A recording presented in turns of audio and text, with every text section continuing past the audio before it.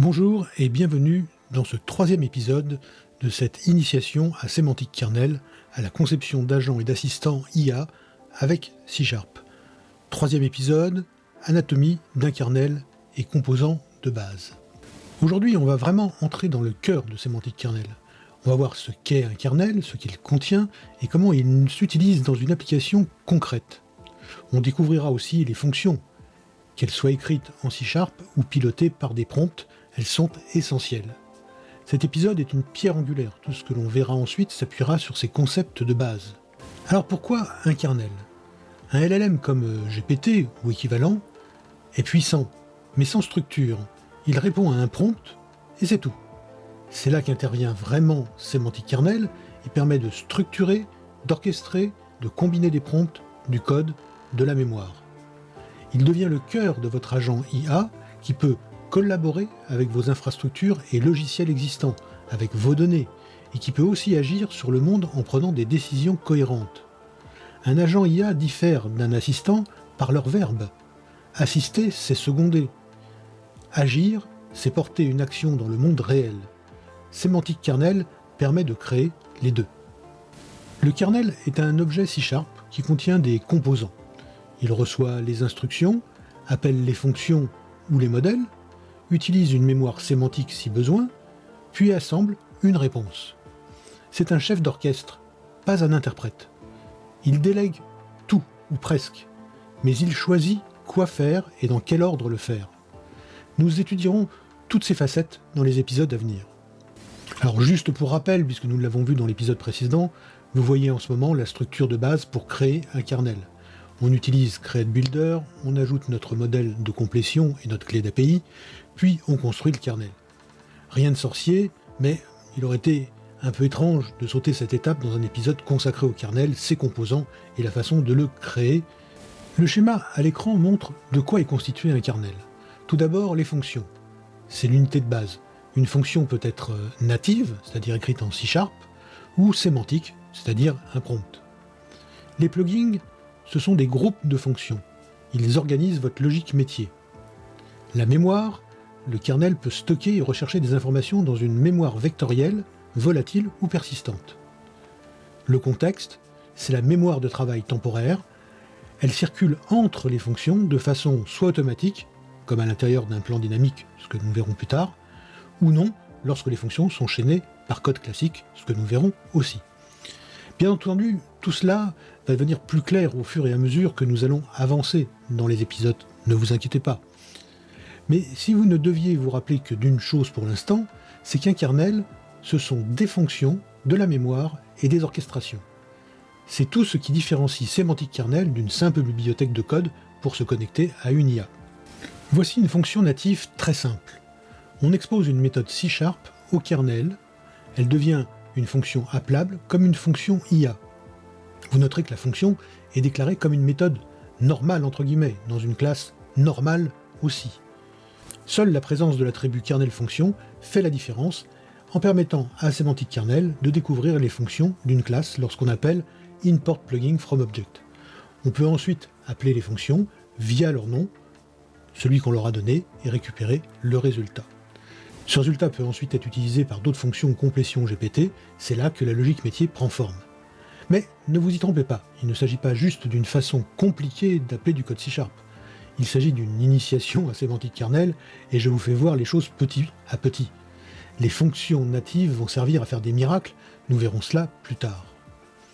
Attention, dans les versions récentes de Semantic Kernel, notamment celles qui sont supérieures à 1.0, les fonctions sémantiques et natives ne sont plus appelées par nom via une string directe. Vous tomberez peut-être en regardant sur le net des exemples de ce genre-là.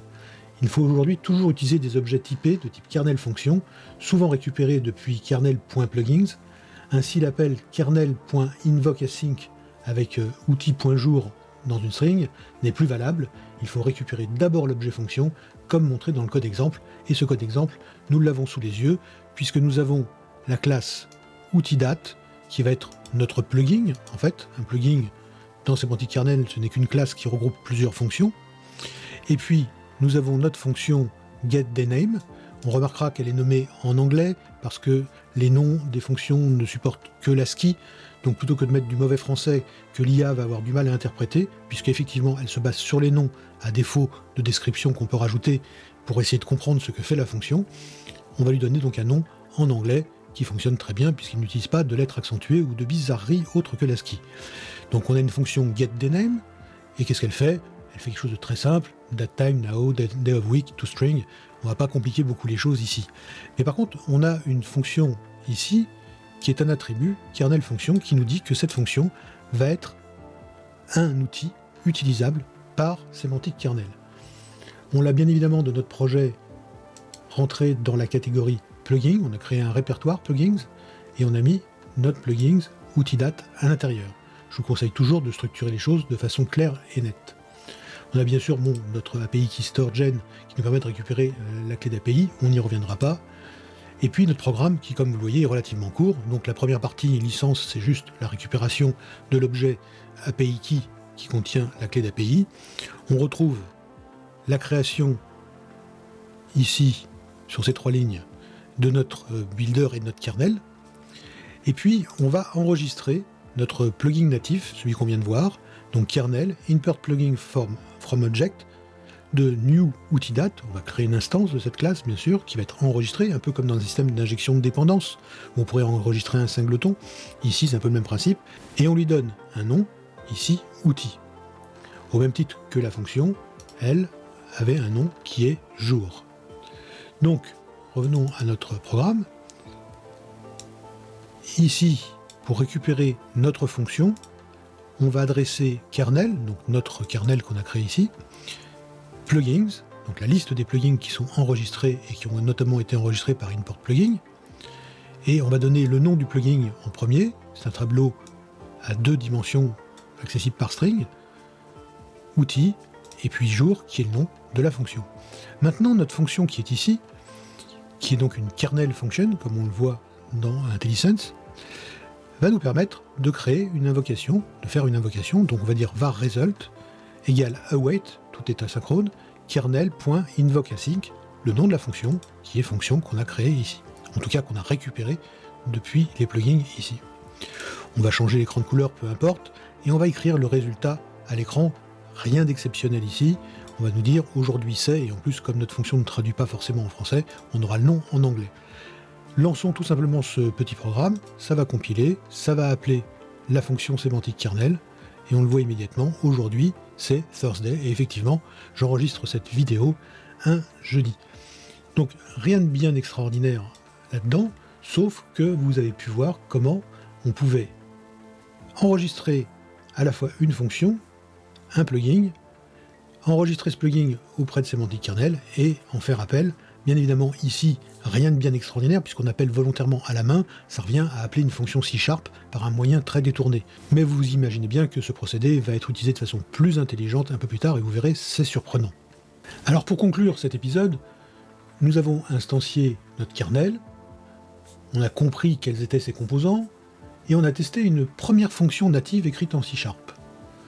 Dans le prochain épisode, nous verrons comment utiliser des fonctions sémantiques, c'est-à-dire cette fois-ci des prompts paramétrés qui formeront le cœur de l'intelligence métier de vos futures applications. Donc à bientôt pour l'épisode numéro 4.